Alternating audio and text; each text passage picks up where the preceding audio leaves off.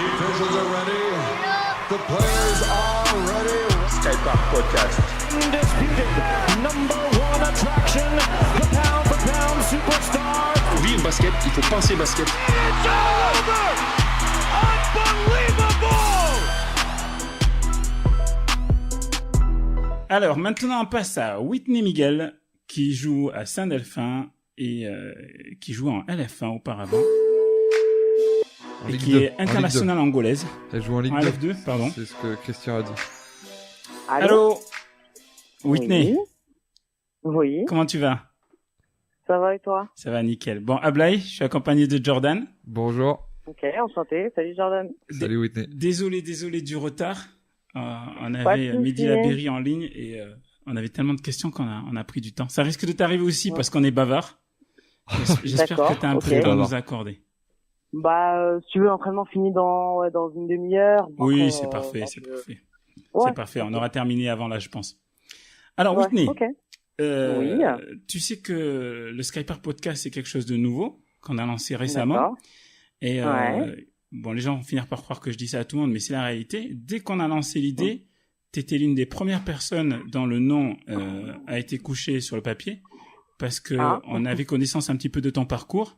On l'a un petit peu D'accord. plus étudié et je trouve que tu as un parcours exceptionnel et je voulais absolument que tu puisses nous en faire C'est part sympa. et que les auditeurs puissent l'entendre. Alors, du coup, alors moi, je suis parisienne de base.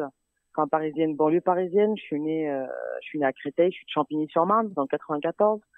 Et du coup, alors moi, j'ai fait pas mal de sport enfin pas mal. J'ai fait du hand, j'ai fait de la natation. Et puis voilà, et puis un jour, bah voilà, moi j'habitais dans un quartier, hein, et il y avait une fille de mon quartier qui jouait dans un club pas loin, là, à Champigny-sur-Marne, c'est le RSCC. À l'époque, c'est une équipe en National 2. Ouais. Et du coup, elle me dit, mais t'es grande, franchement, moi je pense que tu devrais essayer de jouer au basket. Moi, je me dis, ouais, bah ok, bah je vais essayer de toute façon. Donc je suis allée voir ma mère, maman, je vais faire du basket. Tu me saoules, tu fais plein de sports. Quand est-ce que tu vas te décider? Et elle me dit, t'as intérêt d'aimer ce sport-là parce que tu vas pas changer de sport 36 fois. Attends, Donc, là, elle a pris- aujourd'hui, tu fais 1m80. C'est ça. Je fais 1m84. 84. À l'époque, tu faisais 1m combien? Tu te souviens? À l'époque, j'étais à 1m78, Ah ouais, d'accord. 79. Donc, effectivement, tu étais Ouais, déjà donc- quand même grande. Ok. Ouais, c'était déjà grande. Ouais, j'ai commencé le basket en minime, hein. Minime deuxième année. D'accord. Donc ça allait très très vite pour moi après. Ok. Et donc, vas-y, raconte-nous. Ta mère, elle est pas d'accord au début parce que tu la saoules. Ouais. Et après, comment ça se passe? Ouais, c'est ça. Donc ma mère, voilà, elle me dit bon bah écoute, essaye et puis on verra. Bon, ouais, voilà, vous connaissez, hein, c'est toujours une histoire de licence, des trucs comme ça, quoi. Mhm. Donc moi je dis non mais maman, je vais essayer et tout. T'as Jennifer et tout qui m'a dit ouais essaye. Donc j'y suis allée une fois à l'entraînement. J'étais en Air Max, en jogging, rien à voir avec la tenue de basket. Et en fait, premier entraînement, j'ai accroché tout de suite. Je me suis dit, ah, mais c'est trop bien. Et ce que j'ai aimé, en fait, c'est que tout de suite, en fait, on a mis en avant le fait que je sois grande. Ce n'était pas le cas au hand, ni à la natation. On dit, ouais, t'es grande et tout, t'es grande. Donc moi, je me suis dit, ouais, je suis grande et tout, je marquais plein de paniers et tout, c'est sûr et tout. Je reste au basket et puis voilà, jusqu'aujourd'hui, hein. Parce que Je suis encore sur le terrain. j'imagine qu'à cet âge-là, quand t'es la plus grande de la classe, etc., c'est plutôt un défaut. Et en fait, t'arrives au basket et ça devient un Carrément. avantage pour toi. Et c'est ça qui te donne Ouais. envie de poursuivre. C'est ça, carrément. Parce que moi, j'étais carrément plus grande. En plus, voilà, on sait comment ça se passe dans les quartiers. Ça vanne. Ça vanne dans tous les sens. Voilà, toutes les vannes que j'ai prises. Je me suis dit, bon, voilà. Et quand j'ai fait du basket, bizarrement, j'ai Ouais, arrêté. ça s'est atténué. Ça s'est atténué. Ah ouais, c'est bien et tout. Genre, bon, voilà, j'étais un peu grande pour rien et maintenant, je suis grande pour quelque chose, quoi. Donc après, bon, c'était un peu bourbier au début. Hein. Je me retournais des marchés dans tous les sens et tout. Mais Ouais. j'étais trop contente de pouvoir le faire et tout. Et puis rapidement, même si bon en Ile-de-France il y a quand même des gros gabarits, moi j'ai commencé en départemental, j'avais quand même l'avantage quoi. Ouais. Et en fait j'ai tellement kiffé que en fait j'ai accroché, j'ai commencé à toucher le playground. Donc c'est comme ça que voilà, je me suis dit moi aussi je veux progresser, moi aussi je veux être forte et tout. Mais j'avais pas si tu veux c'est un peu bizarre, mais moi j'avais pas la notion, je savais pas ce que c'était un centre de formation. Ouais. Je savais pas ce que c'était d'être professionnel en fait. Je voulais juste cartonner dans le club de mon quartier quoi. C'est tout. D'accord. Et en fait, alors moi j'ai commencé le basket avec Melissa Diawakana, vous devez connaître. Et Mélissa, elle, par contre, tout de suite, elle avait commencé une année avant moi. Ouais. Mais voilà, elle a tout de suite été très athlétique, elle a tout de suite eu de la technique, etc. Donc elle était déjà dans les viseurs un peu des sélections, etc. Et c'est elle qui m'en a parlé. Elle m'a dit, tu sais qu'il y a des sélections, etc. Donc moi, je découvre tout un autre monde. Je me dis, attends, mais c'est une blague, on peut sortir d'ici, c'est quoi et tout. Et en fait, j'ai fait ma recherche. Je me suis dit, mais attends, mais moi aussi, je vais bouger, quoi. D'accord. À ce moment-là, tu te rends compte que tu es suffisamment forte que tu peux bouger, en fait. C'est ça. Mais voilà, personne t'a réellement aidé à ce moment-là. Personne t'a vraiment dit. Non, parce que si tu veux, en fait, quand même à Champigny, là où j'étais, on avait une conscience que j'avais du potentiel, etc. Tu vois. Mais plus parce que si tu veux, à cette époque-là, il y avait une équipe en National 2, tu vois. Donc moi, l'année suivante, si tu veux, en une année, j'ai appris énormément de choses. Je me suis grave perfectionné. Pareil, quand j'allais au playground, il y avait un mec, je me rappelle, qui s'appelle Guillaume Nomimé. Il m'apprenait à shooter, donc c'est comme ça aussi j'ai gagné un shoot. Et voilà, et au fur et à mesure, en fait, j'ai vraiment capté le truc et j'ai vraiment kiffé, quoi. J'ai commencé vraiment à développer une certaine technique. Puis l'année d'après, on m'a tout de suite surclassé en senior région, etc. Donc moi, c'était un truc de ouf, je me suis dit waouh et tout. Et en fait, j'avais vachement progressé. Je me suis dit bon pourquoi pas, quoi. Une fois qu'on en a parlé, je me suis dit moi aussi je pense que je peux tenter ma chance. Donc ce que j'ai fait, c'est que je me rappelle à l'ancienne, il y avait pas la fibre, tout ça, c'était la DSL bien lent là, Ouais. à la maison. Je vais sur l'ordi, mes centres de formation et tout, je cherche tous les centres de formation de France, je les mets tout sur une feuille. Et en fait, j'ai demandé qu'est-ce qu'il faut faire pour les contacter, etc. On me dit faut envoyer un CV sportif à chaque centre de formation, etc. Donc je me rappelle, j'ai envoyé un CV sportif et une lettre de motivation à tous les centres de formation de France. Ah ouais, d'accord. Ah oui, T'étais vraiment motivé, ouais. Ouais, Ah ouais, déterminé. j'étais déter. Je dis moi aussi je vais partir. Pourquoi les autres et pas moi, quoi. Surtout que pour la petite anecdote, j'ai un pote aussi qui était pareil. Au collège et tout avec moi, et lui aussi, il était parti une année avant, quoi. Il avait réussi à partir. Je me suis dit, mais attends, tout le monde peut partir, moi aussi je vais partir, quoi. Et j'ai reçu au début des refus, et puis il y a un centre de formation qui m'a répondu. C'est le centre de formation de Clermont-Ferrand. Donc à l'époque une équipe en ligue féminine, une très bonne équipe de ligue féminine d'ailleurs, le SCAP 63. Et donc il m'appelle, il me dit oui, bon voilà, on a vu votre profil, etc. Donc on aimerait bien que vous veniez pour une journée de détection. Donc moi trop stressé, je dis à ma mère j'ai des journées de détection, etc. Donc je suis avec ma sœur. T'es pas majeur à l'époque. Voilà. T'es pas majeur encore. Comment? T'es pas majeur encore. Non, je suis pas majeur. Non, je suis pas majeur. T'as 17 ans. J'ai eu mes 16 ans là-bas, quoi. 16 ans, ok. Ah ouais, non, j'ai 16 ans, quoi. Donc voilà, j'y vais avec ma grande sœur, et puis voilà, on arrive, il y a plein de filles et tout. Donc on m'explique qu'il y a des filles qui avaient été, il y a des Minimes France en fait, des Minimes France qui étaient au pôle et qui veulent rentrer aussi en centre de formation. Donc moi, je me dis des Minimes France et tout, c'est chaud et tout, je sais pas comment je vais faire. Mais au final, voilà, la détection s'est super bien passée. Donc en fait, le mec qui s'occupait de nous, qui avait supervisé la détection, c'est Paul Besson, qui s'avérait être le coach des cadets de France. Il m'a dit voilà, donc les filles, bon merci pour la détection, etc. On vous donnera une réponse sous une vingtaine, tu vois. Donc moi je me dis bon ok, écoute, je vais attendre. Et en fait au final il appelle ma sœur et dit bon non, vous restez. Génial. Et tu dis ça tout de suite. Ah oui. Et je me suis dit ah ouais d'accord. Et donc je suis passé dans une salle en fait.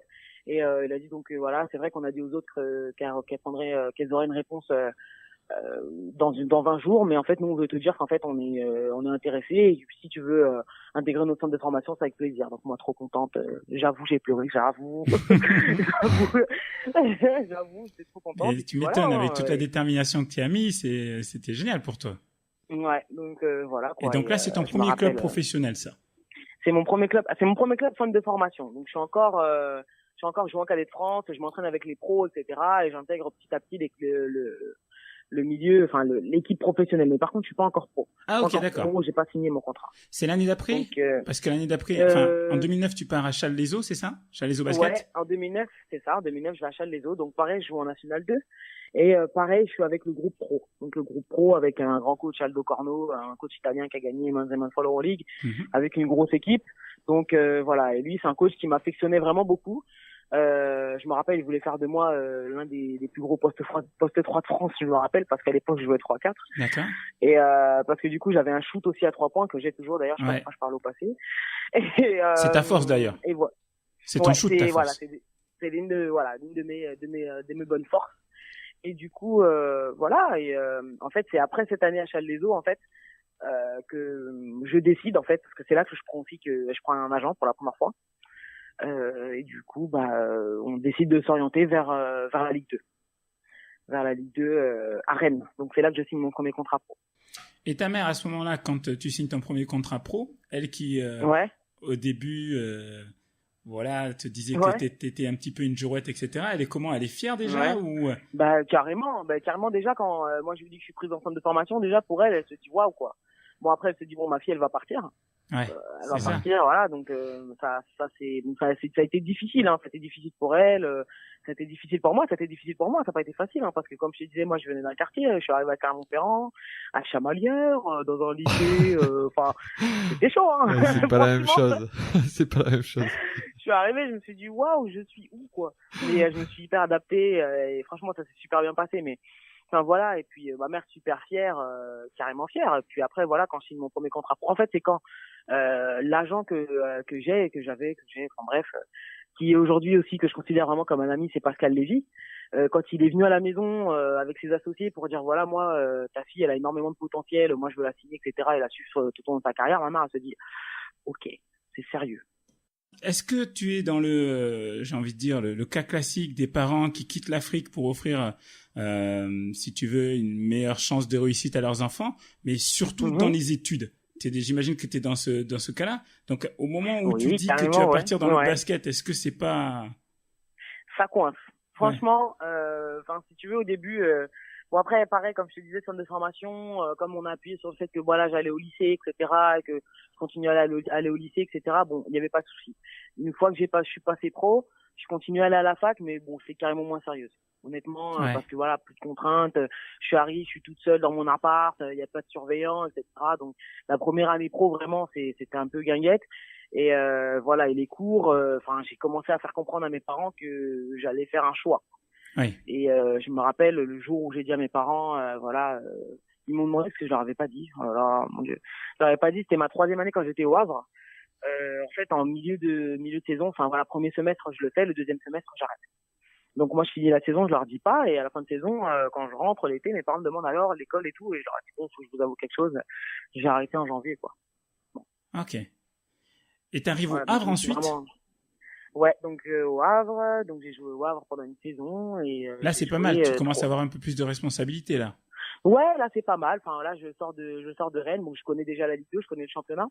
Donc c'est un avantage. Après on arrive dans une équipe où je suis toujours jeune parce que si tu veux en Ligue 2, il y a toujours le quota, les moins de 23, etc. Donc étant donné que je signe mon premier contrat pro, j'ai 18 ans, j'arrive au Havre, j'en ai 19.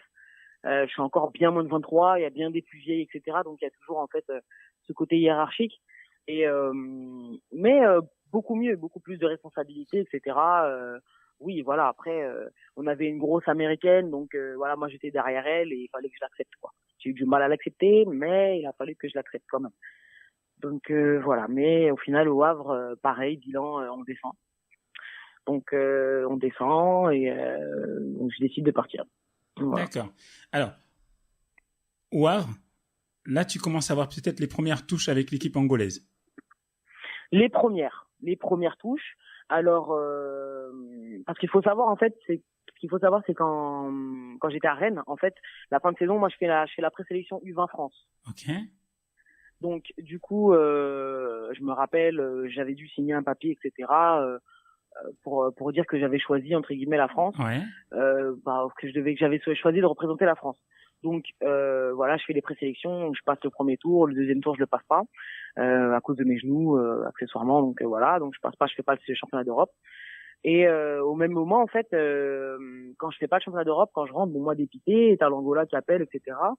Donc à ce moment-là, voilà, j'avais les chocottes de partir, etc. De partir en Angola comme ça. Ouais. Je me suis dit non, pas cette année, pas cette année, on verra plus tard, etc. Puis il y avait Clarisse Mpaka là-bas, elle me dit non mais franchement tu devrais venir, etc. Et tout. Je dis non mais franchement cette année c'est mort, je peux pas. Et tout.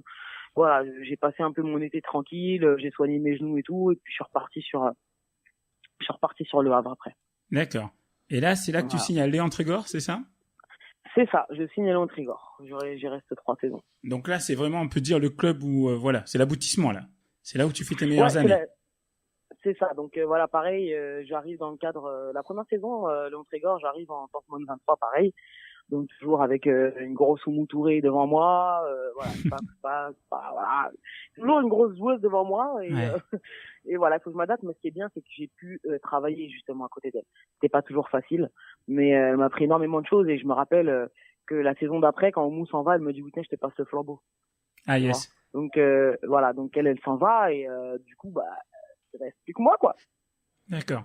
Donc C'est ce qui voilà. s'est passé quand la grosse joueuse est partie. Il t'a donné les clés de la raquette.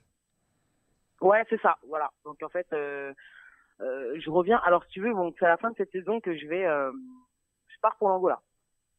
À la fin de la première saison, je pars pour l'Angola, je fais ma première campagne avec l'Angola, etc. Et ça se passe super bien, donc on gagne le titre de championne d'Afrique et tout. Et quand je reviens, je suis hyper en forme et c'est là que je fais ma meilleure saison. Comment on t'appelle? On te dit, voilà, c'est bon, t'es sélectionné, tu fais la Coupe d'Afrique. Bah en fait, comment ça s'est passé? Bah comme je te disais, Clarisse Mpaka, elle était déjà en équipe nationale, donc moi je l'ai rencontrée sur les terrains. Hein, et Clarisse elle me dit, Mpaka, mais c'est toi, qui? t'es C'est pas la angolaise? capitaine de l'Angola? Non, Qui non, c'est? non, c'est pas le capitaine. Tu sais, en équipe nationale, en fait, en équipe angolaise, on était deux franco-angolaises. Ok. Il y avait moi et il y avait Clarisse Mpaka, une plus vieille que moi. D'accord. Donc elle aussi, elle a joué en Ligue féminine la saison dernière pour elle jouait à la glacerie en National 1.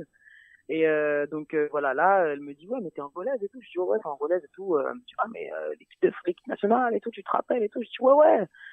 Et elle me dit bon bah je vais en parler. Donc du coup, t'as la fédération angolaise qui appelle mes parents, etc. Donc, mes parents disent ouais bah écoute, on a reçu un appel de la fédération angolaise et tout. Je dis waouh.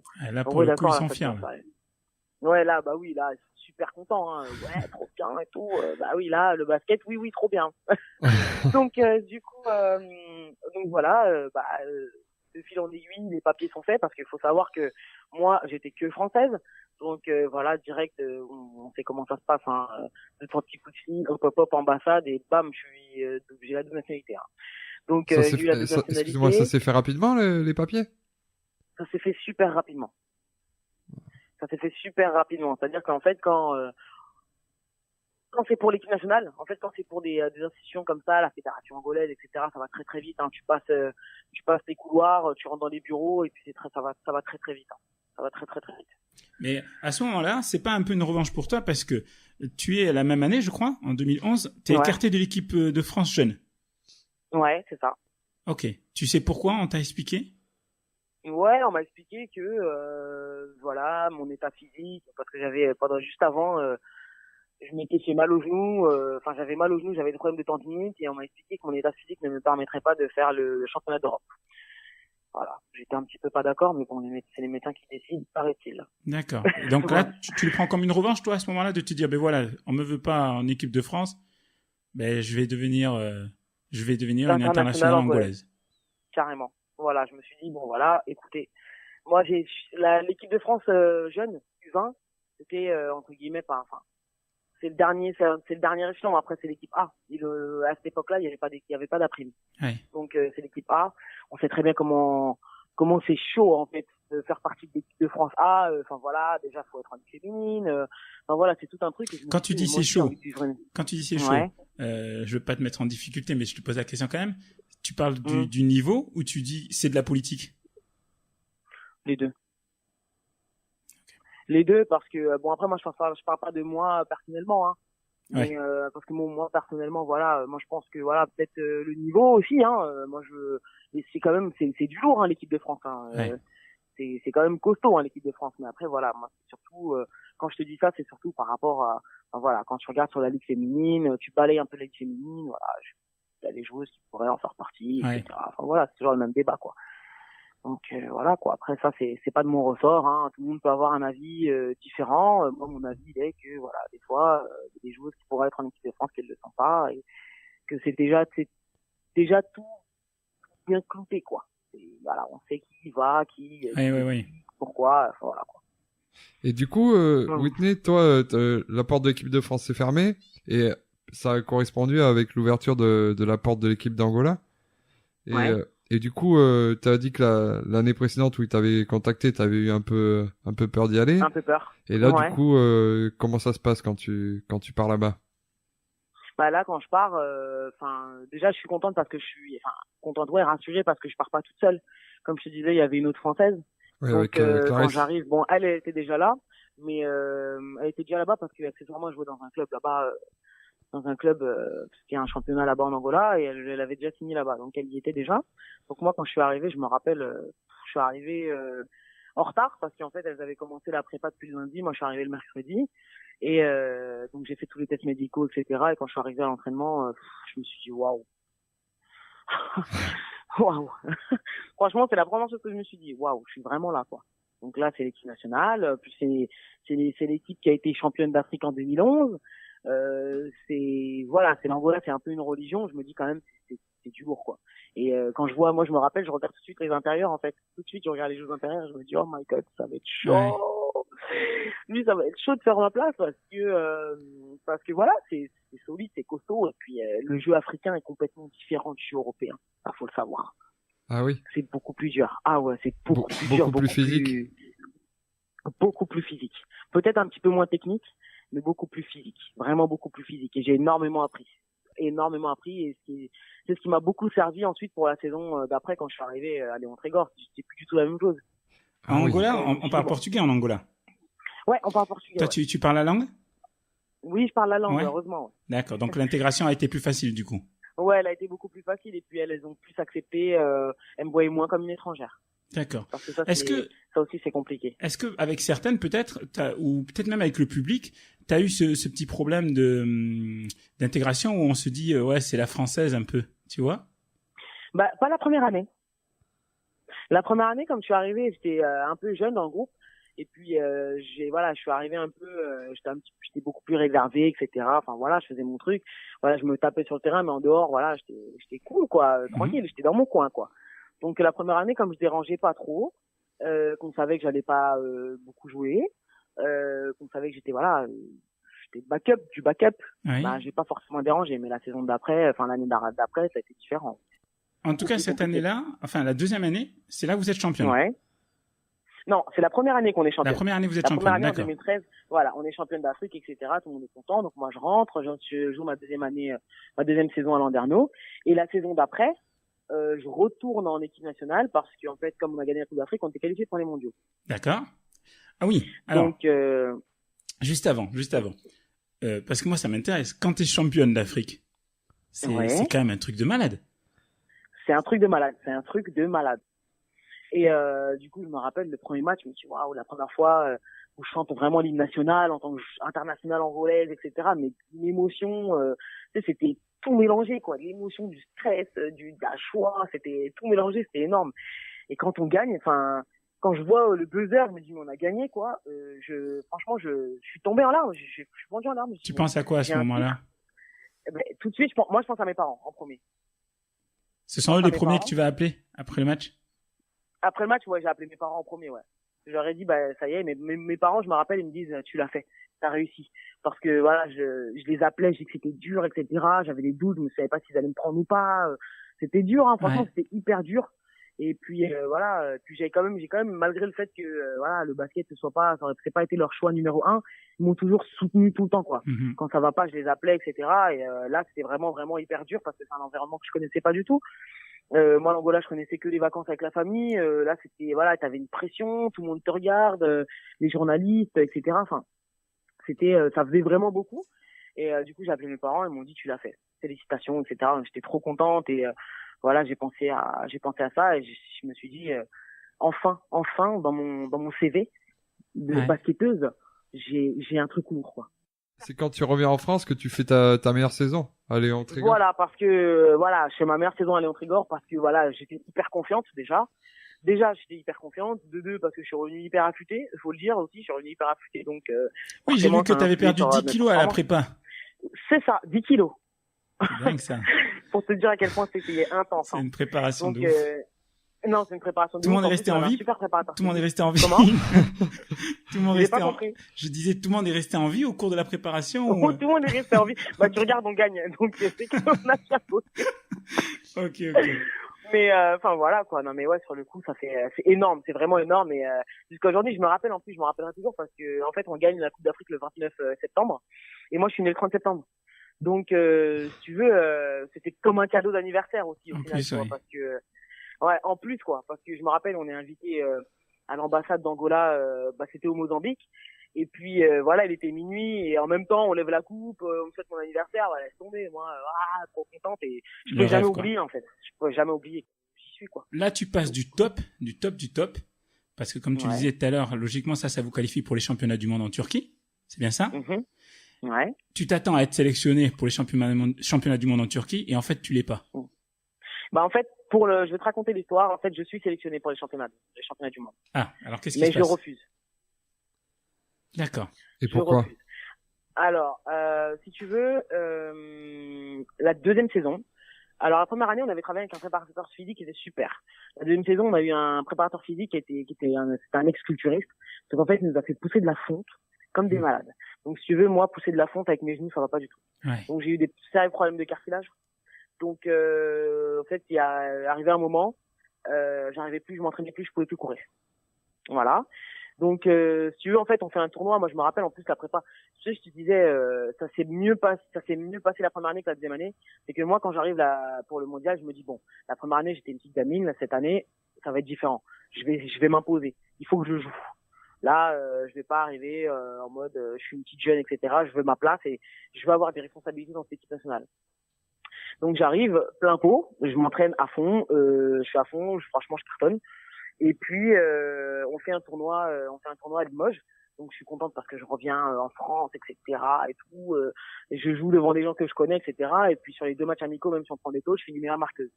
Donc là, il y a eu un déclic avec le groupe, c'est-à-dire qu'on m'a tout de suite écarté du groupe. On a commencé à m'appeler l'étrangère, bizarrement comme ça d'un coup. Et puis voilà, quand on revient de Limoges, moi je commence à me plaindre de mes genoux, etc. Je me dis ouais, j'ai mal et tout. Et puis je finis pas les entraînements.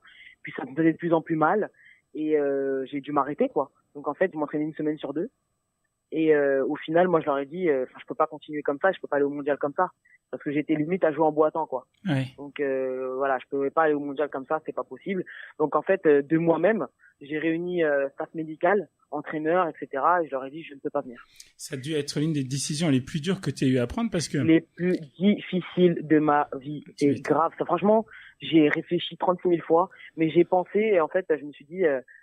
Qu'est-ce qui va se passer si je vais au mondial, si je me fais encore plus mal quand je rentre en France, qu'est-ce qui se passe? Alors, juste pour que ceux qui vont nous écouter comprennent, dans votre pool au championnat du monde, il y a quand même les États-Unis. Donc, tu le sais à ce moment-là, tu sais que tu vas pouvoir jouer contre Brittney Griner, Sue Bird, Taurasi, et tu dis quand même non. Je dis quand même non parce que. Tu penses à ton tu futur. penses à l'avenir. Je pense à la suite en fait.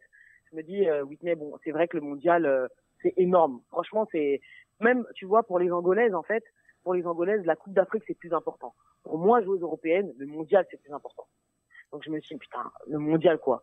Mais je voyais que je boitais, je pouvais pas courir. Le coach, il me kiffait vraiment, vraiment. Donc, il me dit, ouais, mais écoute, voilà, quand j'ai pris cette décision-là, il restait 1 semaine et demie de stage. On me dit, voilà, on essaie de trouver des solutions, voir si tu peux. Je dis, ouais, écoute, ça fait 3 semaines que je m'entraîne à moitié. T'as des joueuses, là, derrière moi. Peuvent jouer. Ils peuvent y aller au mondial. Donc, moi, je préfère laisser ma place à des joueuses qui sont valides plutôt que d'y aller en me disant j'y suis allé sans jouer ou en boitant sur le terrain parce que franchement, je me serais affiché, j'aurais pas joué à mon meilleur niveau, au mondial en boitant, sur un genou, non. Bon, respect, parce que je suis pas sûr qu'il y aurait beaucoup de monde à prendre la même décision que toi. Ouais, ça a dû être difficile. Comment? Je dis respect. Ouais, je le sais. C'est ce que ma mère me disait. Ma mère m'a dit, je suis fière de toi parce que tu es très courageuse. Ouais. Et puis t'es honnête au fond, t'es intègre. Ouais, quoi. et j'ai été hyper honnête. J'aurais dit, moi, je ne peux pas. Je ne peux pas faire ça. Et franchement, je sais comment ça se passe. Je sais comment, voilà, en France, je sais comment on voit les joueuses qui font la Coupe d'Afrique. Voilà. Donc je me suis dit, si je reviens et que je suis complètement pété, ça va mal se passer pour moi dans mon club. D'accord. Et donc ça s'est mal passé. T'as pensé à l'avenir. Ça s'est mal passé d'ailleurs. Et ça s'est mal passé d'ailleurs. Raconte-nous ce qui s'est voilà, passé. T'as perdu du temps de jeu, des responsabilités? J'ai perdu du temps de jeu, non. Enfin, j'ai joué, mais en fait, j'étais pas, parce que du coup, par rapport à la saison que j'avais fait avant, on s'attendait forcément à plus. Oui. Donc, moi, voilà, ils m'ont, entre guillemets, laissé partir parce que moi, de toute façon, voilà, normalement, un club n'a pas le droit de refuser une sélection en équipe nationale. Mais voilà, ils m'ont laissé partir, voilà, donc on avait tout bien fait, je revenais, je loupe la prépa encore une fois. Je revenais, et puis voilà, je suis revenu. Moi, ils le savaient, hein, de toute façon, moi, je tiens toujours au courant le club de comment ça se passe quand j'y suis. Et moi, je leur ai expliqué, et voilà, j'aurais tout dit, hein. Moi, j'ai été honnête avec eux. J'aurais dit, voilà, mes genoux, c'est comme ci, comme ça. Et quand je vais rentrer, enfin, j'ai pris la décision de ne pas aller au mondial pour pouvoir revenir, me soigner correctement et pouvoir assurer pendant la saison. Donc ça, elle le savait. Donc quand je suis arrivé, voilà, j'ai vaguement commencé à faire des soins, j'ai commencé à jouer, mais j'étais nul. Ouais. Nul parce que j'arrivais pas à courir, quoi. Ouais, tu perdais Et en fait, confiance ça a du fait que pesé. tu étais Et blessé. je perdais confiance parce que j'étais blessé. Et puis voilà, et on s'est pas gêné pour me le répéter au club, en fait, tout le temps. Donc ça m'a un peu écrasé le moral, un peu écrasé le mental. Mais j'ai quand même fini la saison. Je fais une saison à 9 points de moyenne. C'est pas celle, voilà, ça reste correct, mais c'est pas sur ça qu'on m'attendait. En fait, il y a eu des bruits qui ont circulé comme quoi, voilà, parce que la saison d'après, moi, quand je pars de Landerneau, parce qu'en fait, voilà, on m'explique que je mérite pas mon salaire. Voilà, et c'est un peu, voilà, bon, ça, on y reviendra. Mais on m'explique que je mérite pas mon salaire, donc je dis ok, pas de problème. De toute façon, je suis moins rentable que la saison dernière, ce qui est normal. Donc moi, j'accepte. Je lui dis ok, on me baisse de salaire, pas de souci. Mais en fait, il m'explique qu'on veut me baisser mon salaire de 50%. Donc moi, je leur dis que c'est pas possible parce que bon, j'ai quand même 24 ans, j'ai des responsabilités. Voilà, c'est du manque de respect, quoi. En fait, on te fait comprendre que, ok. On me fait comprendre que voilà, en gros, ça veut dire dégage. Ouais. Tu vois, et moi, enfin voilà, j'aurais préféré qu'on me dise bon voilà, on souhaite pas te garder, plutôt qu'on me dise voilà, on baisse ton salaire de 50% et puis voilà, si tu veux, tu iras faire pionne au lycée d'à côté et puis ça te fera un complément de salaire. Ok, d'accord quoi. Donc moi, voilà, on est parti comme ça. Moi, je me rappelle, mon agent était trop énervé parce qu'il y a eu tout un tas de choses autour de tout ça. Et surtout que moi, quand mon agent me cherche un club en Ligue 2 pour que je puisse rebondir, en fait, tous les clubs me retournent que j'ai des genoux de merde. Ah ouais. Ah oui, du coup, ça voilà, t'a desservi. Hein. Voilà, donc ça a été ébruité, ouais, Whitney, Miguel. Qu'est-ce que j'ai entendu je me rappelle, Miguel, il paraît que Whitney, le haut niveau, c'est terminé parce qu'elle a des genoux de merde. Ah, ok, très bien. Je voulais te demander, parce que quand tu discutes ces compétitions africaines, là, tu côtoies pas mal de joueuses qui évoluent en France. Je pensais par exemple à Touti, grave, et puis sûrement plein d'autres. Comment ça se passe entre vous? Vous vous appelez pendant la compète, même si vous êtes dans deux pays différents, bien évidemment. Vous soutenez? Comment ça se passe? Pas du tout, c'est la guerre. Ah ouais, là c'est chacun pour soi et Dieu pour tous. Ouais, c'est ça. Moi, si tu veux, par exemple, tu regardes là, sur toute la CAN, moi, celle que j'avais le plus proche, c'est Touti. Tu vois? Ouais. Et Touti, voilà, une équipe du Mali, c'est la rivalité de fou, Mali-Angola, Mali-Sénégal, enfin voilà, c'est toujours les équipes comme ça, Nigeria, Mali, Angola, Sénégal. Vous, c'est Mozambique surtout, vos ennemis. Voilà. Et c'est la tension, etc. Donc moi, je vais te raconter une petite anecdote, ça va être marrant, tu vas voir. Oui. On arrive le premier jour, en fait, nous on arrive, la CAN commençait le 18. Et donc nous on arrivait le 15. Le 16, on souhaite s'entraîner. Et du coup, on voulait s'entraîner dans une salle, peu importe. On nous dit qu'on peut s'entraîner au palais principal, là où va se passer la CAN. Sauf que c'est là où le Mali s'entraîne. Donc nous on le sait pas, on demande à l'organisateur, il nous dit oui, vous pouvez vous entraîner. Quand on arrive à la salle, t'as le Mali qui arrive en même temps. Donc là tout de suite tension, avec Touti on se croise du regard, on se fait un signe de la main genre c'est chaud, tu vois. On se dit vite fait bonjour quoi parce que c'est tendu de ouf, pareil avec Ramata et tout. Oui, voilà, parce que même tes coéquipières, j'imagine, elles veulent pas trop que vous fassiez ami, j'imagine. Bah elles savent de toute façon, elles savent que voilà, on est des copines et tout, mais bon forcément on va avoir un œil dessus quoi. D'accord. Elles vont forcément avoir un œil dessus, voilà, faire des petites réflexions, toujours pour rigoler, mais on sait très bien comment ça se passe. Et en fait à ce moment-là, donc en fait c'est la guerre du terrain. Voilà, donc qui va s'entraîner. Donc en fait, elles sont en train de se chausser. Et t'as nos coachs à nous qui nous disent vous vous mettez sur le terrain, vous commencez à vous échauffer. Donc t'as toute l'organisation du Mali qui dit non, vous sortez du terrain, vous n'avez pas le droit et tout. Et le coach qui dit non, vous nous dites qu'on peut s'entraîner, on va s'entraîner là. Et t'as le Mali qui arrive, qui rentre sur le terrain. Bon, t'as tout le monde qui essaie de nous sortir du terrain et nous on commence à faire un criss-cross mytho au-dessus de la tête du staff du Mali. Et au final, on s'est entraîné demi-terrain. Chaque équipe. C'est un truc de fou. Et ça a annoncé la couleur, quoi. Ouais, mais il y avait déjà une guerre psychologique qui était enclenchée, quoi. C'est ça, en fait. Celui qui allait lâcher, voilà. Et ça allait être lui le fait de l'histoire et aucune des deux équipes voulait perdre ce duel, entre guillemets, quoi. D'accord. C'est pas possible, quoi. Et donc, là, pour revenir, donc, à ton parcours et à ta carrière en France. Donc, tu quittes Léon Trégor, tu arrives à Le Creusot. Oui, là, tu joues pas en NF1. Tu joues pas beaucoup, là? À cause de tes genoux? Si, en NF1, oui. Ah, si, non, mais parce que moi, j'ai pris le temps de me soigner derrière, Okay. Parce que, en fait, si tu veux, moi, je me suis soigné, etc.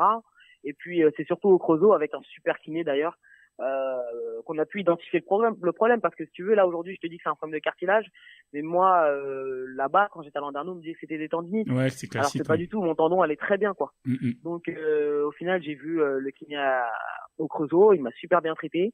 Donc bon, j'ai eu 2-3 soucis sur le coup. Après voilà, mais la saison moi je la fais entièrement dans un gros groupe de NF1. Bon voilà, on fait pas les playoffs malheureusement, et puis voilà quoi, avec un coach que je connaissais, avec des joueuses que je connaissais bien, qui avaient joué aussi à Landerneau, avec un coach qui avait été coach de Landerneau, donc c'était un petit peu Donc là, tu te relances là. À ce moment-là, tu te relances.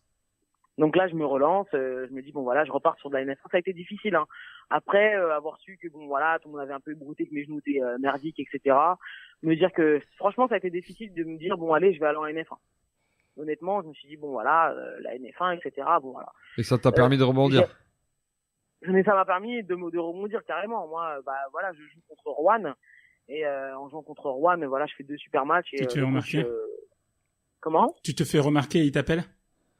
C'est ça, voilà. Et tout de suite, voilà, il dit moi, voilà, pour la Ligue 2. Enfin, il a eu vent de mon parcours, et il s'est dit ouais, bah oui, c'est de Ligue 2, donc moi je la signe sans problème, quoi. Et donc, du coup, après la Ligue 2, comment tu te retrouves à Saint-Delphin ? Ouais, c'est la question que je pensais que vous allez me poser. Alors, de toute façon, oui, tout le monde me la pose cette question. Pourquoi Saint-Delphin ? Alors on a eu Christian Matillon au téléphone tout à l'heure qui nous a dit juste avant de partir, j'ai réussi à faire signer Whitney. Donc c'est Christian qui t'a contacté ? Comment ça s'est passé ? Alors comment ça s'est passé ? Alors j'ai une copine que vous devez peut-être connaître, Kautar Montadilla. Oui, je connais bien. Oui. Voilà. Donc Kaou, moi je parle avec Kaou et je lui dis parce que bon ma saison à Rouen s'est super mal passée. Et du coup moi je lui disais voilà, j'avais envie de prendre un peu de recul. Cette saison m'a aussi permis de prendre beaucoup de recul sur ma carrière, beaucoup de recul sur ma vie. Et je me suis dit voilà, je pense que je vais aller chercher autre chose. Donc sur le moment, je dis autre chose mais je sais pas quoi. Et ensuite je me dis bon, pourquoi pas chercher un niveau, voire 2 niveaux en dessous. T'as pensé à arrêter un moment ou pas du tout ? J'ai pensé à arrêter, oui. J'ai pensé à arrêter, oui, parce que voilà, la saison dernière, il y a eu un très gros impact et voilà, c'est un peu ce qui se passe, ça arrive. Il y a toujours un moment comme ça dans la vie d'un sportif. Tu peux nous dire rapidement, Whitney, ce qui s'est passé ? Rapidement, hein, si tu veux pas rentrer dans les détails, mais... Ouais, bah... Bon, c'est un club qui vient de monter, déjà. C'est un club qui vient de monter de NF1, donc pas forcément structuré. Après, ça, c'est pas un souci. Nous, là, en vrai, la réalité, ça se passe sur le terrain, hein, mais il y a eu 2-3 problèmes en termes de contrat. Il y a eu 2-3 soucis avec le groupe. Enfin, non, le groupe allait bien, mais en fait, le relationnel avec l'entraîneur, ça allait pas. On est descendu, on perdait beaucoup de matchs, c'était hyper compliqué. Puis moi, je me suis blessé plusieurs fois, mentalement, ça allait pas trop. Enfin voilà quoi, c'était tout un engrenage. Ça allait pas parce que le club n'était pas forcément propre avec moi. Donc du coup, forcément, ça a un impact sur mon jeu. Ça c'est sûr et certain. Voilà, ça a été une année vraiment, je dirais sombre, très sombre. J'ai pensé à arrêter, mais en fait j'aime trop le basket, donc je me suis dit bon, je vais chercher autre chose. J'ai parlé un peu avec Kaou et je lui disais ouais pourquoi pas et tout. Et Kaou me dit ouais mais et je voulais absolument aller dans une ville que je connaissais pas en fait, que je connaissais pas du tout, dans une ville où voilà je connaîtrais peut-être personne ou quoi, une ville que je pourrais découvrir, aller un peu au soleil aussi pour de vrai parce que voilà je me saoulais. Et puis je parlais avec Kaou, elle me dit tu sais il y a un club qui tourne bien sur Bordeaux, enfin F1 etc en N2 et tout. Donc moi j'ai commencé à suivre, à regarder. Puis j'ai vu que voilà, ils étaient à 1 point des playoffs la saison dernière. Donc j'ai dit à Kaou, écoute, si tu connais, elle me dit ouais, moi je connais super bien le coach et le président, je peux parler avec eux et tout, il y a pas de souci. En fait, elle m'a mis en contact avec eux. Et puis on a discuté, je me suis déplacé. Je suis venu à Saint-Delphin, j'ai pu parler avec Christian et avec Jean-Phi et puis voilà, j'ai signé. D'accord. Donc voilà, mais j'étais à la recherche quand je te dis que je vais chercher autre chose, c'est que j'étais à la recherche d'un projet sur le long terme. C'est-à-dire que je voulais pas arriver comme un mercenaire. Je veux vraiment m'imprégner d'un projet. Tu pensais déjà à l'après-basket peut-être ? Je pensais aussi à l'après-basket. En fait, il y a plein de facteurs qui m'ont fait arriver à Saint-Delphin, ouais. Plein de facteurs. Il y avait l'après-basket parce que moi, je reprends aussi mes études. Je reprends mes études cette année. Il y a tout un tas de facteurs qui ont fait que je me suis dit, bon, voilà, je vais en un N2. Saint-Delphin, c'est un club qui a un projet. Tu peux très bien t'y inscrire. Tu peux très bien écrire une histoire avec ce club, avec cette équipe. Donc, pourquoi pas. Et puis, ça te permettra aussi d'avoir un œil non, pas juste un œil, mais de penser à à l'après-basket, etc. Donc reprendre mes études, etc. Donc je peux bien concilier les deux et voilà, je suis là. Et du coup, Christian nous disait que la N2 c'était pas l'objectif final pour le club de Saint-Delphin, qui pensait que le club avait les moyens pour monter plus haut. Et du coup, ben apparemment avec ce recrutement, il se donne les moyens. Est-ce que du coup là clairement, est-ce que vous visez les playoffs et la montée? On vise clairement les playoffs. Ça c'est voilà, la montée on verra. Parce que on sait comment ça se passe dans le basket, hein. Mais voilà, on vise les playoffs. Oui, on vise les playoffs, oui. Enfin, il y a aussi ça, hein. Faut savoir que voilà, aujourd'hui je suis venu en N2, mais je suis quand même cherché une N2 compétitive qui avait un objectif. D'accord. Tu sais que pour nous, cet été, il y avait le trade de Melo, et puis il y avait le tien. D'accord. C'était les deux trades qui étaient les plus... C'est incroyable. C'est fait exprès de parler de Melo ou pas du tout? Non, c'est pas fait exprès. Pourquoi? C'est ton joueur préféré? C'est mon gars, Melo, j'aime trop. Ouais, c'est tout. Tu vois, comme quoi il n'y a pas de hasard, hein. D'ailleurs, t'en penses quoi de son trade? Moi, je suis contente, moi. Tu penses que OKC peut faire quelque chose? Moi, je pense qu'OKC peut faire quelque chose. Déjà, ça fait plaisir de voir que on va regarder Bing un petit peu plus longtemps, hein, parce que bon, ça c'est playoff sûr. Après, on verra quoi. Ça fait longtemps qu'il a pas fait les playoffs, mais bon, ça va lui faire du bien. Ouais, c'est vrai. C'est vrai que ça fait un moment qu'il a pas fait les playoffs. Ça fait un moment, ouais. Whitney, avant de conclure, je vais te dire quelques petits trucs et je veux juste te voir réagir. Ok? Ok. Si je dis que t'es amoureuse du coca. Pardon? T'es amoureuse du coca? Moi, si je suis amoureuse du coca? Ouais. Non. Il paraît que t'es prête à faire des kilomètres et des kilomètres pour du coca. C'est une blague. C'est une légende. Ah, mort de rire, hein. Ça, c'est Leslie qui t'a dit ça, non? Ah, je peux pas donner mes sources. Ah, tu peux pas donner tes sources. Du coca? Alors, du coca zéro. D'accord. Coca zéro. Et ça dépend le moment. Oh là là, c'est chaud. Ouais, le coca zéro, ou le Sprite, ouais. J'aime bien. Mais alors, ouais. Leslie, c'est ta meilleure amie? Ouais. Qu'est-ce que tu peux nous dire de Leslie? Bon, Leslie, c'est Leslie, quoi. Franchement, elle est énorme, cette fille. C'est un amour. Elle me fait rire. Bon, des fois, elle m'énerve, elle est chiante un peu. C'est vraiment quelqu'un de chiant, mais à côté de ça, c'est vraiment un amour. Elle est là pour te soutenir dans les coups durs, etc. Toujours. D'ailleurs, la saison dernière à Rouen, heureusement qu'elle est là. Parce qu'elle est pas loin, elle joue à Villeurbanne. Ouais. Et heureusement qu'elle est là. Sincèrement. Tu vas essayer de la ramener à Saint-Delphin? Comment? Tu vas essayer de la ramener à Saint-Delphin? Ah, écoute, ce qui paraît, il faut que je fasse le boulot d'abord. D'accord. L'année prochaine, en N1. Comment? L'année prochaine en N1. On espère, hein. En tout cas, Leslie, elle nous a dit que des bonnes choses sur toi, parce qu'effectivement, t'as deviné très rapidement. Ouais, mais c'était sûr. Je vais pas te déballer tous les compliments qu'elle a pu dire. Mais elle nous a dit aussi que t'aimais beaucoup le stylisme. Oui. C'était ton truc, quoi. Oui. Ouais, c'est mon délire. Ouais, non, mais du coup, je reprends mes études en stylisme créateur de mode. D'accord. C'est ton projet après basket? T'as envie de faire quelque chose là-dedans? Ouais, c'est mon projet après basket. Donc voilà, là, je reprends en même temps. J'ai ouvert mon blog, je suis sur Instagram, etc., YouTube et tout. Donc tu peux le donner, hein. Fais-toi de la pub, hein. Dis-nous le nom. C'est Grandiose. Ce sera grandiose.com. Donc voilà, grandiose.com. Après, tu me retrouveras, pour me retrouver sur ma page Instagram. J'ai une page Instagram pour Grandiose et j'ai ma page Instagram perso. J'ai une page Facebook aussi qui s'appelle Grandiose et sur YouTube c'est Grandiose Channel, sur lesquelles je vais poster des vidéos très incessamment. D'accord. Et c'est quoi ton souci avec tes cheveux? Pourquoi tu changes aussi souvent de coupe? Il a bossé à blague. Nous, on va venir à Saint-Delphin pour voir ça, parce qu'il paraît que c'est un festival. Ouais, j'aime bien sur les coupes. Mais là, normalement, je vais trouver un peu ma coiffure, tu vois. Mais ouais, j'aime pas changer, j'aime pas avoir toujours la même tête, en fait. J'aime bien changer tout le temps. Donc, long, court, des traits, du lisse, du bouclé, voilà, j'aime bien. C'est un peu la chance qu'on a, de pouvoir le faire, mais bon, je pense que je vais me calmer là-dessus. Ah, ok. Je vais me calmer là-dessus. Ouais. En tout cas, Whitney, je crois qu'on a dépassé largement le temps qu'on devait prendre, mais franchement, c'était très intéressant. Pas de souci. C'était très intéressant. Merci beaucoup. On te Merci à vous. recontactera sûrement dans la saison, Whitney, si ça t'embête pas. Ouais, Parce pas de que souci. ça nous Ah, intéresserait pas de te souci, suivre pas de souci. et savoir ce que ça Pas donne. de souci. Et Ouais. qu'est-ce qu'on peut te souhaiter alors de meilleur pour cette saison? De reprendre goût à jouer au basket. Que les genoux te laissent tranquille. Mes genoux me laissent tranquille.